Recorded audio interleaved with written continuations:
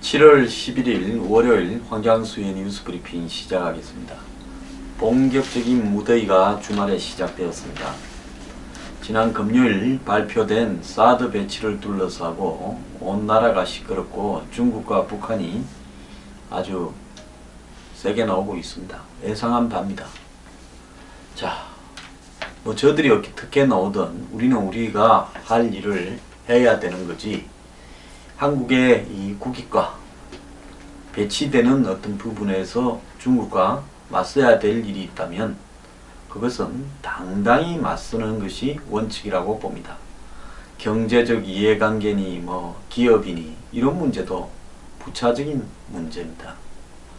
자, 국가의 이 명운을 건 결정, 이런 부분들을 우리와 싸웠던 휴전 협상 당사자국들의 입장에 따라서 좌지우지하게 된다면요, 이 사드 배치에 관한 문제가 아니라 여기에서 시작되어서 나머지 모든 대한민국의 주권과 관련된 결정들이 왜곡되게 될 겁니다. 저는 사드는 하나의 예라고 보고요, 이후에 벌어질 모든 관계, 즉 중국과 한국과의 모든 관계, 이런 부분들이 이번에 한국이 당당하게 처신해야 된다고 보고 있습니다. 자, 그러지 않으면요, 영원히 조선시대 이전의 속국으로 돌아간다고 보고 있습니다. 자, 지금 사드를 둘러싸고 시끄러운데요, 정신 똑바로 차려야 될 것 같습니다. 제가 폭스바겐 차 문제에 있어서 왜 이 소비자들의 어떤 도덕성, 양심이 떨어진다고 언론들이 비판하느냐. 이것은 정부가 알아서 폭스바겐 차에서 배기가스를 조작하고 그래서 실제보다 아주 많은 배기가스가 국내에 배출된다면 정부가 폭스바겐 차를 판매 금지시키면 될 것 아니냐고 이야기를 했습니다. 지난주에요. 그러니까 정부가 폭스바겐 차종 70% 국내 판매를 금지한다. 그래서 환경부에서 곧 행정 처분한다. 이미 판매된 15만 대 가량의 차도 과징금이나 리콜 조치한다. 이렇게 보도가 나왔습니다. 자, 지난 금요일입니까? 왜 홍기택이 개인의 처신만 나무라냐. 이 사람은 욕을 먹어도 싼 사람이지만은 누가 홍기택이를 그 자리에 앉혔냐. 일개 교수를 이렇게 이야기했는데요. 오늘 조선일보에서 평범한 교수가 산업은행 회장에 이어 AIIB 부총재까지 누구도 이해 못한 홍기택 인사 미스테리, 즉 어떻게 저 사람이 저런 자리에까지 갔는가 하는 부분을 파헤치는 기사가 나왔습니다. 자,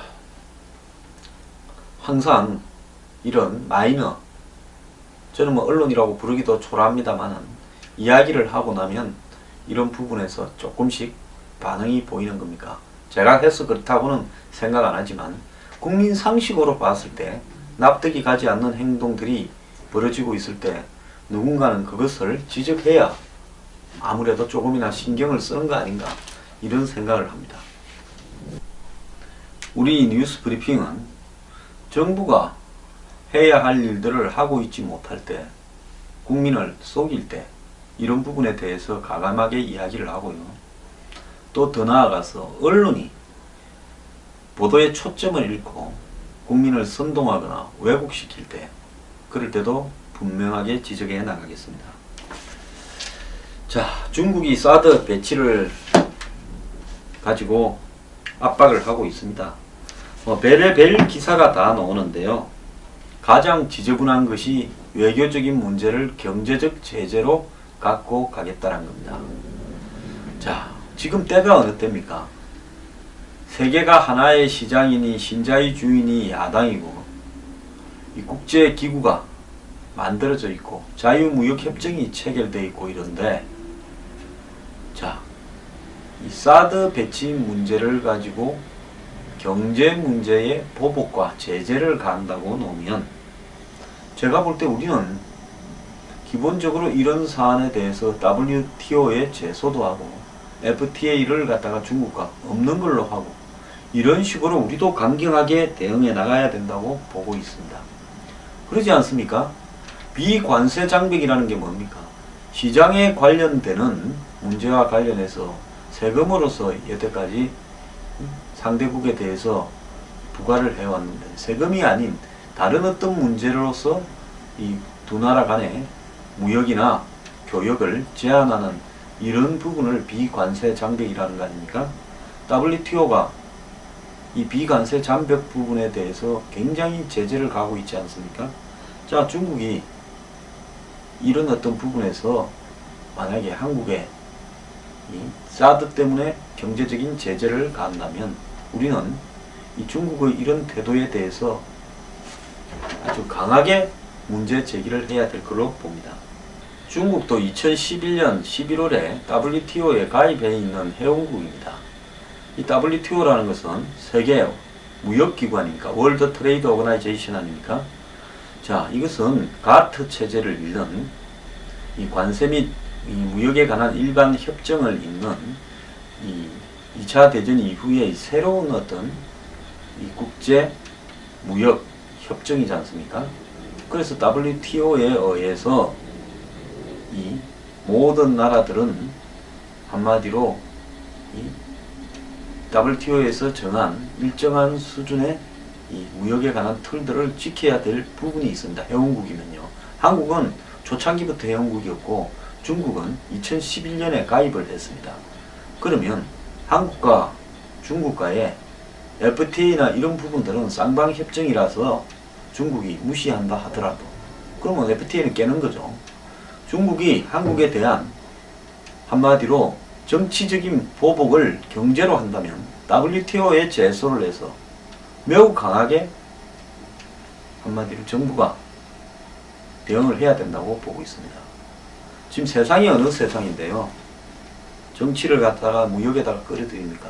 자, 한국의 대우조선에 대한 지원 문제에 대해서 국정부의 지원 문제에 대해서 국내에서 정치 정점이 되면 WTO에 제소당할 수 있다고 우리나라에서 말들이 나오지 않습니까? 이런 문제를 고려해야 될 거라고 봅니다. 자, 북한이요. 사드 배치를 갖다가 위치를 갖다가 확정하는 순간부터 이 물리적인 조치를 취하겠다. 지질한 인간들입니다. 그냥 그 사드 배치 지역에 대해서 공격을 하겠다라고 분명하게 이야기를 해보죠. 뭐 물리적인 배치입니까? 자, 북한은요, 어제 남조선에 틀고 앉을 사드 배치의 위치와 장소가 확정되는 그 시각부터 그를 철저히 제압하기 위해서 물리적 대응 조치를 하겠다 이렇게 발표를 했습니다. 또 북한은요, 사드 배치가 발표된 다음 날인 토요일 SLBM 잠수함 발사 탄도미사일을 발사했는데요. 자, 준비에만 며칠이 걸리는데 하루 만에 이렇게 쏠 수 있었던가? 사드 배치 발표 이후에 의문입니다. 그렇기 때문에 사드 배치 발표 이전부터 발사를 준비하다가 사드 배치가 발표되니까 그때 싸운 걸로 예상이 되는데요. 자, 아마 사드 배치에 대해서 우리가 사드 배치를 무력화시킬 수 있는 SLBM이라는 수단이 있다. 그렇기 때문에 너네들이 사드를 배치해봤자 소용이 없다. 그래서 이런 의사들을 한국의 사드 배치에 반대하는 야당, 좌파, 제야, 진보 이런 사람들에게 메시지를 보내는 거라고 저는 생각합니다. 그럼으로써 한국의 사드 배치 반대론자들이 사드의 지금 실용성, 효용성에 대해서 문제를 삼고 있지 않습니까? 사드의 위험성까지요. 무슨 전자파부터 시작해서 말입니다. 그래서 사드가 가격만 비싸고 결국 우리 보고 사라고 할 건데 실효성이 별로 없다. 이렇게 이야기를 하고 지금 과학적이거나 기술적으로 검증되지 않았다. 이런 이야기를 많이 하지 않습니까? 그런데 이제 SLBM이 만약에 뒤쪽에서 제주도 쪽, 스시마 반도 쪽, 스시마 섬 쪽에서 이렇게 사드가 이 배치된 등 뒤에서 북한이 잠수함 바사 탄도 미사일로 사드 기지를 만약에 요격할 때 그때는 사드가 무슨 의미가 있겠느냐. 그래서 사드 무용론을 제기하기 위해서 이 SLBM 실험을 했다고 봅니다. 물론 이 발사되어서 날아가는 거리는 이 짧아서 큰 의미는 없습니다만은 지난 4월 달에 이어서 SLBM에 있어서 가장 큰 기술적인 난제가 콜드 런치라고 했어요. 이 수중에서 SLBM을 압축가스로 물 밖으로 쏘아 올려서 물 밖에서 점화를 시키는 행태가 그게 기술적으로 제일 어려운데 이 부분은 성공했다라는 겁니다. 그래서 콜드 런치가 이 성공이 되고 나면 그 다음에 중요한 것은 이제 기술적으로 몇백 킬로를 더 날리는 부분인데요. 자, 이 부분은 뭐 크게 기술적인 어려움이 없기 때문에 북한이 현재 개발 중인 SLBM이 기술적으로 완성되면 사거리가 2400km쯤 될 거다. 이렇게 전망되고 있습니다. 북한이 이번에 쌓아 올린 SLBM은 멀리 날아가지 못하고요. 물 밖에서 점화는 되어서 이렇게 올라가다가 고도 한 10km쯤에서 폭파가 된 걸로 봅니다. 이 중국의 황구시보라는 신문이 있습니다. 중국 공산당 기관지인 인민일보의 자매지인데요. 그래서 중국 공산당은 두 가지로 장난을 칩니다. 인민일보는 공식적인 입장을 대변하니까 좀 이렇게 이 퍼블릭하게 이렇게 조금은 점잖게 나오는 그런 입장을 취하고요. 황구시보는 대신에 중국의 민족적인 어떤 성향을 띈다 이래가지고 굉장히 센 목소리로 이렇게 남을 공격하는데 앞장을 주로 씁니다. 이 황구시보에서요, 이 사드 배치에 대해서 노골적으로 한국에 경제 제재를 가해야 된다. 이렇게 공갈 협박을 하고 있습니다. 이 황구시보는 한마디로 엎어놓고 공갈 협박하는데 아주 기재입니다. 한국에 대해서 지금 몇 번째 이런 짓거리를 하고 있는데요. 자, 우리 한국의 기업을 상대로 해서 중국이 사드 배치 때문에 보복 조치를 취하겠다는 겁니다. 매우 구체적으로 언급해놨는데요. 사드를 배치할 행정군, 즉 어느 군에 배치했다면 그 부분과 관련해서 그 지역의 기업이나 또 배치를 주장한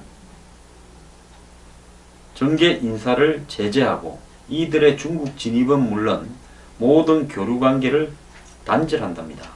만약에 사드 배치 유력지인 칠곡의 경우 중국 하남성 재원시와 자매 결연을 맺고 중국 시장 공략에 나서고 있는데 군 내 400개 업체의 수출길이 막힐 수 있다. 즉 칠곡군에서 생산된 물건의 수출이 막힐 수 있다는 겁니다.